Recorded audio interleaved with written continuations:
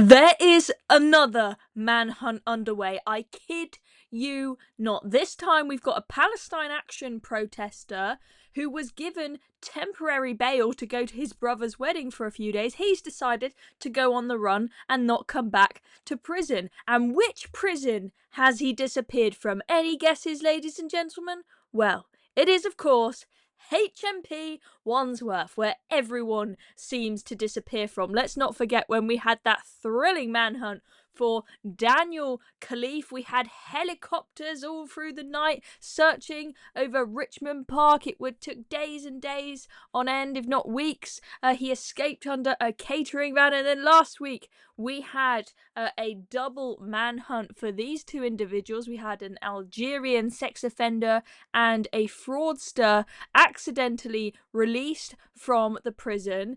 We of course also had that scandal at Wandsworth with one of the prison officers having sex with inmates. She's now been put in prison, and now we have this.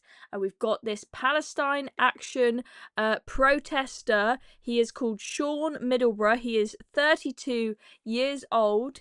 He was given bail for a weekend wedding, and he's not come back. Oh no, he hasn't. And in fact, he has, whilst he is on the run, decided to do an interview with The High Court Declassified UK. judge decided to give me temporary bail in order to attend my brother's wedding. I honestly think it comes down to my brother's character reference, talking about how I was there when he first got with his fiance, and I was there supporting him throughout that period. I think that anybody that would read my brother's character reference that the judge certainly read, it would bring a tear to the eye. And Oh really? Your character reference is so impressive. You're such a good individual that would bring a tear to my eye. Clearly, your character can't be that fantastic if you don't turn up back to prison when you were supposed to, after you should have been grateful for the fact that they allowed you to come out for a few days for your brother's wedding. Don't expect to ever get temporary bail again after that. You definitely will not be getting it unless they are downright stupid. Now, this man is said to have been part of an alleged conspiracy by Palestine Action to target the London Stock Exchange with various disruptive tactics, including chaining themselves to the building's entrances. Of course, Palestine Action is now a proscribed organisation. Now, he was charged with conspiracy to cause a public nuisance. Apparently, the prosecutors alleged that Palestine Action planned to spray red paint and launch fake banknotes covered in paint whilst blocking access to the London Stock Exchange.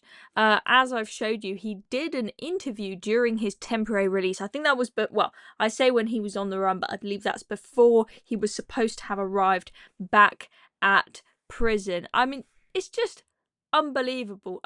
He has also said this, folks. He said, I have 23 other co-defendants in prison, so if I have to go back and I have to engage in a hunger strike in solidarity with them and the movement overall, that is what I am going to do. Gosh, the activism doesn't even stop after you are in prison.